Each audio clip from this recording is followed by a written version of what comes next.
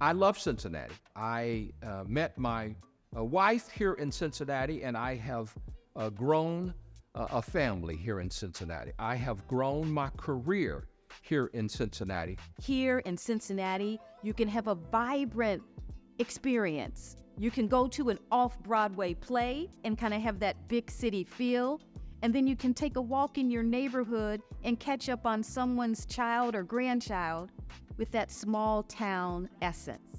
I grew up in Over the Rhine, went to Rothenburg Elementary School, then Bloom Middle School, then Taft. You know, I was raised by my grandmother, and she really preached education. And at the end of the day, you know, she was spot on. Education 100% changed the opportunities that I've had in my life. And so that's been really impactful for me, is to make sure others have an opportunity to learn like I did. For the past 20 years, I've had a chance to walk into schools and volunteer as a scientist doing demos for students, young girls, giving them a chance to see, again, what a scientist could look like, what their future could look like, and beyond. When you're able to follow your passion, when you're able to look back and say that you've achieved certain goals that you've sought out, and when there's a level of satisfaction in the work that you do every single day, that's success. My mother gave me a lot of advice growing up and even into adulthood, even though she's gone to heaven now. But one of the things that she always shared with me was making sure that I built a team around me that I could trust, and that as a leader, I made sure to pull other people through. Someone trying to be a better leader, I think it's great to read. I think it's great to study other leaders, people that you may look up to and admire. I cannot stress enough the importance of knowing who you are and how you were designed, and studying you. We only get a certain amount of time, and we don't know what that time is.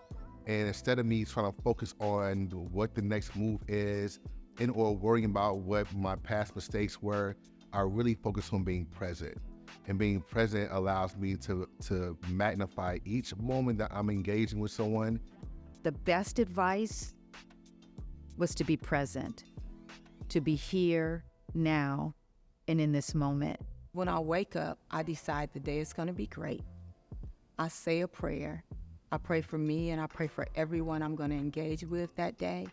And then I just go from there trying to make meaningful moments. For me, leadership is making sure people will follow, and then making sure you're taking them to the right destination, and be willing to take a step back and follow them when needed. So I think there are several things that people can do along their leadership journey. One, fall in love with feedback. Find people who you trust, who you know want the best for you, and ask them for advice along the way, and understand that when they give it to you, they're just trying to help you. I imagine that the future of Cincinnati will be bustling with young professionals, with seasoned professionals, where everyone is able to really give back and make the city a better place. I imagine and hope for the future of Cincinnati that it continues to be a center of empowerment and opportunity, not only for a few, but for everyone. As long as we continue to be okay with those hard conversations and trying to find a way to make things better for everyone, we're on the right path.